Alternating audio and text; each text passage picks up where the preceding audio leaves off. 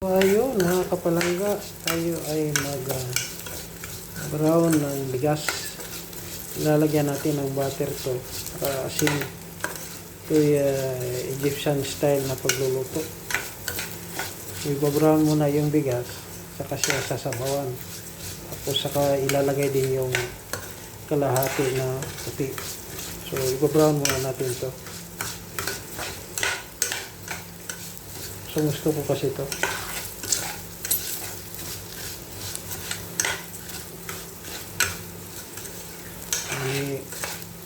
Style sa mga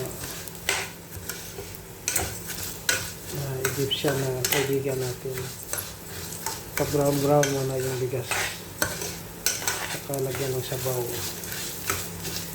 saka cubes.